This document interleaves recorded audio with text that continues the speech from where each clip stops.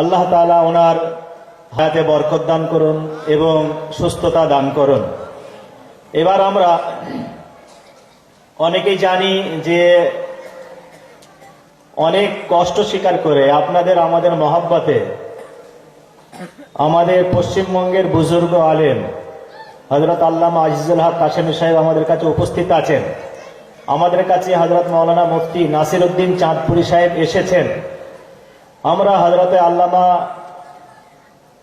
আজিজুল হক কাশেমী সাহেবের কিছু কথা শুনব এবং তারপরে হযরত মাওলানা মুফতি নাসির উদ্দিন চাঁদপুরি সাহেবের বয়ানের মাধ্যমে আমাদের কনফারেন্সের সমাপ্তি ঘোষণা করব এবং শেষে হযরত নাসির উদ্দিন চাঁদপুরি সাহেব আমাদের প্রত্যেকের জন্যই দোয়াও করবেন।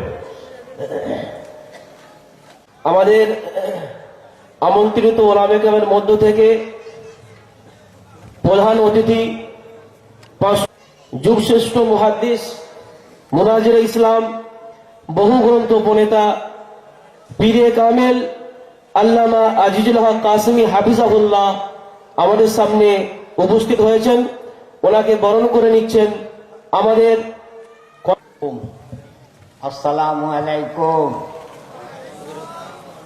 আলহামদুলিল্লাহ, জাযাকুমুল্লাহ খায়রান। আল্লাহ করুন।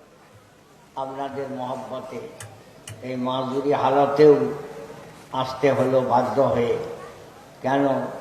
অনেকে বিভ্রান্ত হচ্ছে ওই ইন্টারনেটের বক্তব্য শুনে, কিন্তু আমরা মাদ্রাসায় হাদিস পড়াই, তো ছাত্ররা অনেকে ওই সব প্রশ্ন করে, আমরা তাদেরকে ভালো করে বুঝিয়ে দেই, কিন্তু আম লোকেদেরকে বোঝানোর জন্য এরকম সভা হওয়ার প্রয়োজন থাকে। যাই হোক, আল্লাহ হায়াত দারাজ করুন। আমার ছাত্র মুফতি ইব্রাহিম বাবু আমার কাছে পড়ে তারপরে দেওবন্দ গিয়েছিল। আল্লাহ রহমতে এখন এই লাইনে খুব অগ্রণী ব্যক্তি হয়ে গেছে। তেমনি আমাদের মুফতি বশির সাহেব, যে হানাফিদের নামাজ বই লিখেছেন, তো আমার কাছে পাঠিয়েছিলেন কম্পিউটার প্রিন্ট আউট কপি। আমি বয়স্ক হয়ে গেছি, তো ওদের মধ্যে ওস্তাদ পর্যায়ে ওরা সবাই মানে, সেই জন্য আমার কাছে পাঠায়, হুজুর কোথাও ভাষা বদল করতে হবে না কি হবে, এইসব পরামর্শ দিই, তারপরে বই ছাপানো হয়। আর তেমনি আমাদের নাসির উদ্দিন চাঁদপুরি বাবু, তিনিও আমাদের মাদ্রাসায় বুখারী শরীফ পড়াতেন, কিন্তু নিজের একটু সুবিধা অসুবিধার দিকে লক্ষ্য করে আবার নিজের দেশের দিকে গিয়ে বুখারী শরীফ পড়াচ্ছিলেন। এখন আবার নিজেই মাদ্রাসা প্রতিষ্ঠিত করেছেন। এখন আবার আবে হায়াত চ্যানেলের মাধ্যমে তিনি মানুষের এই সব ভুলগুলো ভাঙানোর ব্যবস্থা করছেন।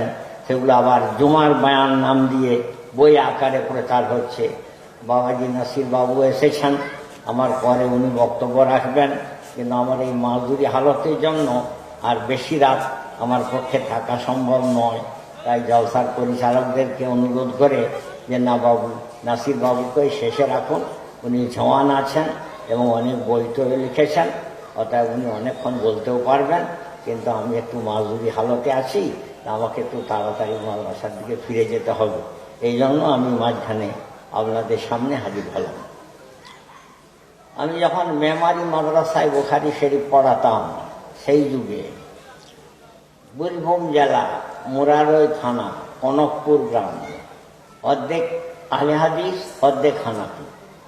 আহলে হাদিস ভাইয়েরা হানাফির দিকে বলতে শুরু করলো, অযথা তোমাদের নামাজ পড়া হচ্ছে বাবু, তোমাদের নামাজ তো হয়নি কন্ডশ্রম। তারা মেমারিতে আমাদের কাছে এলো, আর তখন মুর্তজা সাহেব আমাকেই ওই লাইনের নেতা বানিয়ে রেখেছিলেন। তা আমাকে বললেন, ভাই যেতে হবে। আমি গেলাম। তখন আমাদের আরও অনেক ওলামারা ছিলেন, কিন্তু তারা আমাকে বললেন, হুজুর আপনি আমাদের মুখপাত্র, আপনি বয়ান করবেন, জবাব দিবেন, যখন আপনি ক্লান্ত হয়ে যাবেন তখন আমরা হাল ধরব।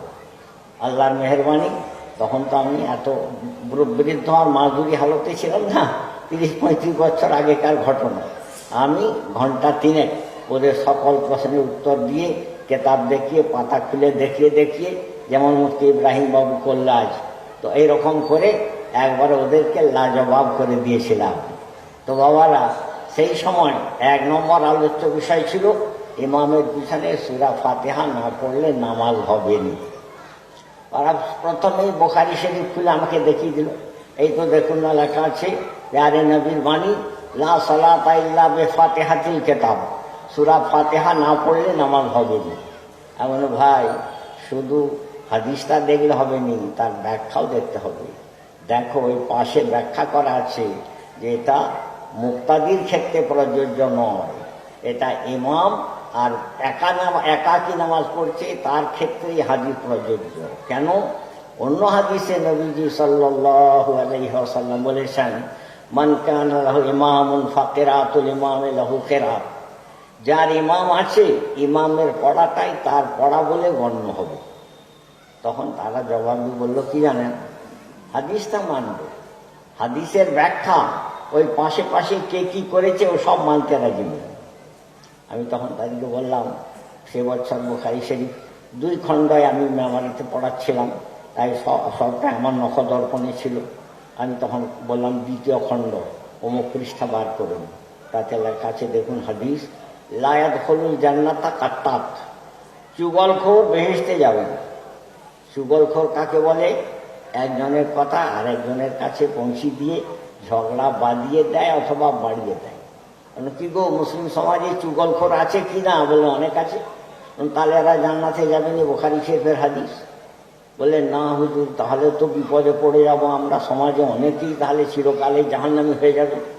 আমার ভাই, ওখানে এই ব্যাখ্যাটাই করা আছে, দেখো যে প্রথম জান্নাতে যেতে পারবেন, কিন্তু কিছুদিন সাজা শাস্তি ভোগ করার পর তবে বেহেশতে যেতে পারবে। তাই বুখারী শরীফের পাশে যে আরবিতে ব্যাখ্যা করা আছে, ওই ব্যাখ্যাগুলো যদি না মানো তাহলে কিন্তু আর কেউ বেহেশতে যেতে পারবে না, সব রাস্তা বন্ধ হয়ে যাবে। ঠিক তেমনই আবার পরে আমি আমাদের মাদ্রাসা বছরে একটা করে পত্রিকা বেরোয় আল মাজাহির, তাতেও লিখেছি যে এটা আমি মুরারই কনকপুর বাহাসে আহলে হাদিস ভাইদিকে বলেছিলাম। পরে আবার আরেকটা দলিল আমার নজরে পড়লো, বুখারী শরীফ কিতাবুল ইলমের শেষ পৃষ্ঠায় একটি হাদিস আছে, হুজুর সাল্লাল্লাহু আলাইহি ওয়াসাল্লাম হযরত মুআয ইবনে জাবাল রাদিয়াল্লাহু আনহুকে বলছেন, মুআয শোনো, যে কেউ মনে বিশ্বাস করে মুখে স্বীকার করবে লা ইলাহা ইল্লাল্লাহ মুহাম্মাদুর রাসূলুল্লাহ, তার জন্য জাহান্নামে যাওয়া হারাম। এবারে আমি বললাম, ছেলেদিকে পড়ানোর সময় বলি আর আপনাদেরকেও বলছি, তাহলে আর কেউ নামাজ পড়বেন? কেন? আমি মনে বিশ্বাস করেছি, মুখে স্বীকার করেছি লা ইলাহা ইল্লাল্লাহ মুহাম্মাদুর রাসূলুল্লাহ, আমার তো জাহান্নামে যাওয়া হারাম হয়ে গেছে। তাহলে আমি আর নামাজ পড়বো কেন? আর রোজা রাখবো কেন? আর সুদ খাওয়া ছাড়বো কেন? আর মদ খাওয়া ছাড়বো কেন? আর জেনাকারী ব্যভিচারী ছাড়বো কেন? আমি তো কালেমা পড়েছি, বিশ্বাস রেখেছি, তাহলে আমার তো জাহান্নামে যাওয়া হারাম। ওই জায়গায় পাশে ব্যাখ্যা করা আছে আরবিতে, তার মানে তার জন্য চিরকাল জাহান্নামে যাওয়াটা হারাম, কিন্তু সাজা শাস্তি ভোগ করার জন্য কিছুকালে জাহান্নামে হলেও তাকে যেতে হবে, না হলে সেই হাদিসগুলো ভুল প্রমাণ হয়ে যাবে।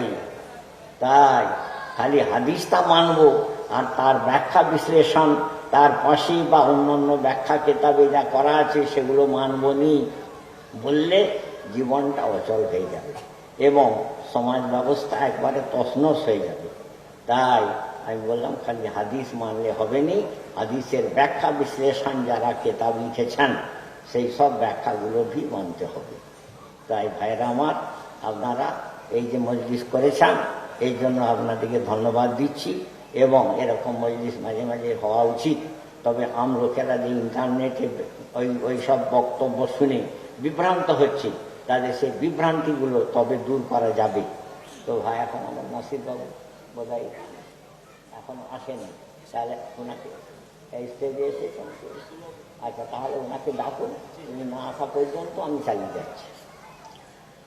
আচ্ছা বাবারা, দেখুন আরেকটি হাদিস, মুসলিম শরীফের হাদিস বলে গেছেন, আমাদের মুফতি সাহেবও বলে গেছেন, আমিও ওই আহলে হাদিস ভাইদিকে সেই মুরারই বলেছিলাম, দেখো ভাই, শুধু বুখারী শরীফ মানবে নাকি আর কিছু মানবে? বললেন না, বুখারী আর মুসলিম দুইটাই মানি। যদি মানো, এই দেখো মুসলিম শরীফের একটা হাদিস, ইন্নামা জুইলাল ইমামু লিইউতাম্মা বিহি, ইমামকে ইমাম বানানো হয়েছে কেন? তাকে অনুসরণ করার জন্য। ফাইযা কাব্বারা ফাকাব্বিরু, সে যখন আল্লাহু আকবার বলবে তুমি আল্লাহু আকবার বলো। ওয়াইযা কারাআ ফানসিতু, যদি ইমাম যখন কেরাত পড়বে তখন তুমি চুপচাপ থাকবে। আমরা এটাও তো মুসলিম শরীফ, এটা মুসলিম শরীফের হাদিস। এখন একজন ছাত্র সে বললে, হুজুর যিনি এই হাদিসটি বয়ান করছেন তার অন্যান্য সাথীরা ওই ওস্তাদের কাছ থেকে হাদিসটা বয়ান করেছেন, তারা কিন্তু এই শব্দটা উল্লেখ করেননি। তাহলে ইনি একাই যে উল্লেখ করলেন, তাহলে এনার কি স্মরণ শক্তির একটু ভুলভাল কিছু হয়েছে? তখন ইমাম মুসলিম নিজেই বলছেন, আর তরিদ আহফাদা মিন সুলাইমান আত-তাইমি, যিনি এই শব্দটা নকল করেছেন তেনার নাম হলো সুলাইমান আত-তাইমি। তেনার স্মরণ শক্তি কিন্তু ওনার সহপাঠীদের মধ্যে কারো থেকে কম ছিল না। তাহলে এর চাইতে বেশি স্মরণ শক্তিওয়ালা কি তোমরা আরো পেতে চাও? তো ভাই, তাই এই হাদিসটি মুসলিম শরীফের হাদিস। ওয়াইযা কারাআ ফানসিতু, এবং আল্লাহ কোরআন শরীফেই তো বলে দিয়েছেন, ওয়াইযা কুরিআল কুরআন ফাসতামিউ লাহু ওয়া আনসিতু লাআল্লাকুম তুরহামুন। তাহলে যে হাদিসটা কালাম পাকের সঙ্গে মিলে যাবে, তাহলে সেই হাদিসটা সহিহ হওয়ার ব্যাপারে নিঃসন্দেহ। এটা কোরআন শরীফের সঙ্গে মিলে গেছে যখন, তাহলে নিশ্চয়ই এটা সহিহ হাদিস। তাহলে যখন কোরআন শরীফ পড়া হবে তখন তোমরা চুপচাপ থাকো এবং মন দিয়ে শোনো। এ তো আল্লাহ কোরআনে বলছেন। আর ইমাম আহমদ ইবনে হাম্বল রাহমাতুল্লাহ আলাইহি বলেছেন যে এটা বিশেষ করে নামাজের সম্বন্ধে, যে নামাজে যখন কোরআন পড়া হবে তখন তোমরা যেন আবার নিজেরা আবার কোরআন পড়তে শুরু করে দিও না, বরং মন দিয়ে শোনো যে ইমাম কি পড়ছে কি বলছে। তাই কোরআনের সঙ্গে মিলে যাচ্ছে। তেমনই আহলে হাদিস ওনারা বলছেন, তিরমিজি শরীফে অনেক জায়গায় এসেছে যে এটা আহলে হাদিসদের মত। ওনারা বলছেন এই দেখো আহলে হাদিস শব্দটা তিরমিজি শরীফে আসছে, এটা আহলে হাদিসের মত। আমি তখন তাদেরকে বললাম, দুটোর মধ্যে তফাৎ আছে গো ভাই। তিরমিজি সাহেব বলছেন আহলুল হাদিস, আহলুল হাদিসদের এটা হলো মত। আর আহলুল হাদিস কাদেরকে বলে? যারা হাদিসের স্পেশালিস্ট তাদেরকে বলে আহলুল হাদিস, বুঝেছেন? যেমন কারো কাছে 1 পয়সা আছে তাকে কেউ পয়সাওয়ালা বলবে না, কিন্তু যার কাছে অনেক পয়সা আছে তাকে পয়সাওয়ালা বলবে। তেমন আহলুল হাদিস মানে হাদিসওয়ালা। তাহলে হাদিসওয়ালা মানে যে হাদিসের সম্বন্ধে বিশেষজ্ঞ, তাকেই বলা হবে হাদিসওয়ালা, তাকেই বলা হবে আহলুল হাদিস। তাই তায়েফায়ে মনসুরা কিতাবের মধ্যে নকল করেছেন, এবং ইমাম তিরমিজি সাহেব তিরমিজি শরীফে বলেছেন, কাযা কালাল ফুকাহা, বলছেন ফিকহ তত্ত্ববিদগণ এই হাদিসের এই মানে করেছেন। ওয়াহুম আ'লামু বিমাআনিল হাদিস, তারা কিন্তু হাদিসের মানে মতলবটা সবচাইতে বেশি বুঝতেন। যারা ফিকহ তত্ত্ববিদ তারাই হাদিসের মানেটা সবচাইতে বেশি বুঝতেন। তেমনই আল খায়রাতুল হিসান বলে একটি কিতাব ইবনে হাজার মক্কি সাহেব লিখেছেন, এবং সেই কিতাবটি আমি হাজি সাহেবদের মাধ্যমে ভারতে পাওয়া যেত না বলে আরব থেকে আনিয়েছি, আমার কাছে আছে। আল খায়রাতুল হিসান ফি মানাকিবে আবি হানিফা আন-নুমান, ইমাম আবু হানিফার প্রশংসা সেই সমসাময়িক ওলামা এবং তার ওস্তাদদের মুখ থেকে তিনি একত্রিত করেছেন, সংগ্রহ করেছেন। তার মধ্যে উল্লেখ করেছেন বলে, একদিন ইমাম আবু হানিফার ওস্তাদ ইমাম আমাশ, ওনার আসল নাম হলো সুলাইমান ইবনে মেহরান, কিন্তু একটু দেখার মধ্যে দৃষ্টিশক্তির একটু তফাৎ ছিল, যে কোনো জিনিসকে টেরা টেরা ভাবে নজরে আসতো। তাই আমাশ মানে যিনি টেরা চোখে দেখেন, তার মানে তার দৃষ্টিশক্তিতে একটু টেরা ভাব বিঘ্ন ঘটেছিল। তাই ওনার লকব হয়ে গেছিল ইমাম আমাশ। আসল ওনার নাম হলো সুলাইমান বিন মেহরান। তার কাছে ইমাম আবু হানিফা অনেক হাদিস শিক্ষা লাভ করেছেন। একদিন তিনি হাজির ছিলেন ইমাম আবু হানিফার কাছে, তখন ইমাম সুলাইমান বিন মেহরানের কাছে ইমাম আমাশের কাছে কিছু মশলা পেশ হল। হুজুর এই মশলার জবাবটা কি? বাবা আমি তো বলতে পারবো। আবার আরেকটা মশলা পেশ হলো, হুজুর এই মশলার জবাবটা কি? বাবা আমি তো বলতে পারবো না। তারা কিন্তু আসলি মুহাদ্দিস ছিলেন, হাক্কানি আলেম ছিলেন। কেন? যেটা জানিনি স্পষ্ট ভাষায় বলে দেবো যে বাবা এটা আমার জানি না, এটা হলো হাক্কানি আলেমেরা। আর যদি হাক্কানি আলেম না হয় তাহলে যে কোনো রকমে বানিয়ে বিনিয়ে কোথাও থেকে টেনে টুনে ঠিক হচ্ছে না ভুল হচ্ছে এটা বিচার করবে, যাই হোক জবাব দিয়ে আমাকে উঠতে হবে। এটা হলো নকলি আলেমদের আলেম। যারা আসলি আলেম তারা স্পষ্ট ভাষায় বলে দিতেন বাবা এই মশলাটা আমার জানা। তাই ইমাম আমাস বলে দিলেন বাবু এই মশলার জবাব আমার জানা না। কারণ ইমাম আমাসের শাগরেদ ইমাম আবু হানিফা ছিলেন, সেখানে হাজির ছিলেন। তিনি বললেন হুজুর আপনি যদি অনুমতি দেন তাহলে এই মশলার জবাব আমি দিয়ে দিচ্ছি। বলে 2টা প্রশ্নের জবাব তিনি দিলেন। তখন ইমাম আমাস বললেন আচ্ছা বাবা কোন হাদিস থেকে এই মশলাটা তুমি পেলে? তখন তিনি বললেন হুজুর আপনার মুখে শুনেছি অমুক হাদিস, তার থেকে এই মশলাটা বেরিয়ে এলো, যেটা ইব্রাহিম বাবু একটু আগে বলে গেল যে মাছি পড়ে গেলে তাকে ডুবিয়ে দিয়ে ফেলে দাও তাহলে সে পানিটা নাপাক হবে না, তাহলে মশা মরে গেলেও তাই হুকুম, কেন তারও প্রবাহিত রক্ত নয়। সেই রকম ইমাম আবু হানিফা বললেন হুজুর আপনার কাছে সেই হাদিসটা শুনেছিলাম, সেই হাদিস থেকে এই মশলাটা আমি বের করেছি। তাই এরকম 2টো হাদিসের হাওয়ালা দিলেন। তখন ওনার ওস্তাদ বললেন বাবা আবু হানিফা শোনো, আমরা হচ্ছি মুহাদ্দিস, মানে হাদিসগুলো সংগ্রহ করে আমি সাজিয়ে রেখেছি, কিন্তু সেই হাদিসের ভিতরে ঢুকে তার গভীর তত্ত্ব মর্মার্থ বের করে আনা এটা হলো ফেকা তত্ত্ববিদদের কাজ, এটা তোমরা মুজতাহিদ তোমাদের কাজ। তাই তখন তিনি ভাষাটা বলেছিলেন নাহনু সায়াদেলা, আমরা মুহাদ্দিসরা আমরা হচ্ছে ওষুধ দোকানি, আমাদের দোকানে অনেক ওষুধ সাজানো আছে, কিন্তু কোন ওষুধটাতে কি কাজ হবে এটা ডাক্তার বাবু বলবে। তাই তোমরা মুজতাহিদ ইমাম, তোমরা হচ্ছে ডাক্তার, ও আনতুমুল আতিব্বা, তো বাবারা তাই যারা ফকিহ তারা হচ্ছেন ডাক্তার, আর যারা মুহাদ্দিস কেবল হাদিস নিয়েই সাজিয়ে রেখেছেন তার ভান্ডারে এই হাদিস অমুক সাহাবীর থেকে অমুক তাবির থেকে আমি পেয়েছি বাবু, সেই রকম।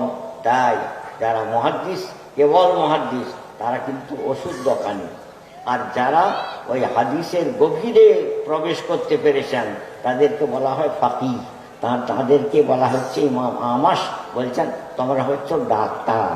তাই এই ফাকাহ এর গুরুত্ব কি, ইমাম আবু হানিফার গুরুত্ব কি আগের বক্তারাও সব বলে গেছেন, আমিও একটুখানি টাচ করলাম। এবং আমার মাঝুরি হালতের জন্য আর বেশিক্ষণ শীতে ঠান্ডায় বসে থাকা আমার পক্ষে কষ্টকর, আর বেশি রাত জাগাও আমার পক্ষে কষ্টকর। আমি দোয়া করেছি এবং করছি আমাদের বাবাজি নাসিরউদ্দিন চাঁদপুরি, ইনিও হানাফি কেল্লা বই লিখেছিলেন, তার জবাবে ওরা আবার বই লিখেছিল, তার জবাবে উনি আবার লিখলেন হানাফি চাবুক, তার জবাব আজ পর্যন্ত ওরা দিতে পারেনি। তো সেই সব বই উনি সঙ্গে নিয়ে আসেন এবং সেই সব বইগুলো আপনারা কিনবেন এবং জোগাড় করবেন। এখন আমাদের বাবাজির নতুন অবদান জুমার বয়ান, ওই যেটা উনি আবে হায়াত চ্যানেলের মাধ্যমে প্রচার করেন, আর আবার বই আকারে জুমার বয়ান হিসাবে বই আকারেও ছাপাচ্ছেন। এই সব বইগুলো আপনারা সংগ্রহ, এবং হানাফিদের নামাজ মুফতি বশির সাহেবের সেইটাও তিনি বলে গেলেন, এবং আমিও বইটা দেখেছি খুবই ভালো। হানাফিদের দলিলগুলো লিখিত আকারে বই আকারে ওই বইয়ের মধ্যে উনি সংকলিত করেছেন। তাহলে এই সব বইগুলো আপনারা সংগ্রহ করবেন, পড়বেন, নাহলে খালি শুনলেন বাতাসে ভেসে গেল এটা আপনারা মনে রাখতে পারবেন না। আর বই যদি হয় তাহলে আপনি যখন খুশি খুলে দেখিয়ে দিতে পারবেন, এই দেখো আমরা যে নামাজে এইখানে হাত মানছি তার দলিলটা এই দেখো কোন হাদিসে আছে। আল্লাহ আপনাদের আমাদেরকে সহি জিনিস জানা এবং মানা এবং আমল করা তৌফিক দান করুন। আমিন সুম্মা আমিন। আমা আলাইনা ইল্লাল বালাগ। আল্লাহ কবুল করুন। ভাই আপনাদের উদ্যোগকে আমি এখানেই শেষ করছি। আচ্ছা বলুন। সাহাবা এবং মাকাম ইমাম আবু হানিফা রহমতুল্লাহ আলাইহির বিষয়ের উপরে আজকের কনফারেন্স আয়োজন করেছিলাম। এই কনফারেন্স সমাপ্তির পথে চলেছে। আমরা জানি যে নবী পাক সাল্লাল্লাহু আলাইহি সাল্লামের আদর্শ জীবনী কি ছিল। দুটো কথা বলছি তাহলে বুঝতে পারবেন। একজন নবী সাল্লাল্লাহু আলাইহি সাল্লামের কার্টুন আঁকিয়েছিল, তারপরে তাকে তার সরকার এমন ভাবে সিকিউরিটি দিয়েছিল, সামনে পিছনে ডায়ে বায়ে সব দিকে তার সিকিউরিটি থাকতো, এমনকি সে যেখানে যেত তার সঙ্গে 2-3টে কুকুরও থাকতো। আল্লাহ পাক তার সিকিউরিটিকে এমন ভাবে ভেঙে দিলেন, সে ফাঁকা রাস্তায় যাচ্ছিল আর তার আগে পিছনে তার কোনো সিকিউরিটির কিছু হয়নি, কিন্তু তার গাড়িটায় আগুন ধরে এমন ভাবে সে পুড়ে ছাই হলো, তার নাম নিশান সব শেষ হয়ে গেল। এটা নবীজি সাল্লাল্লাহু আলাইহি সাল্লামের বিরাট বড় একটা মুজিজা। যাই হোক, আমাদের কাছে উপস্থিত হয়েছেন আমাদের সকলের চোখের মণি। আপনারা সোশ্যাল মিডিয়ার মাধ্যমে দেখেছেন যে হযরত মাওলানা নাসিরউদ্দিন চাঁদপুরি সাহেবের বক্তব্য আপনারা শুনেছেন। সম্মাননা দিচ্ছেন হযরত মাওলানা নাজির হোসেন সাহেব।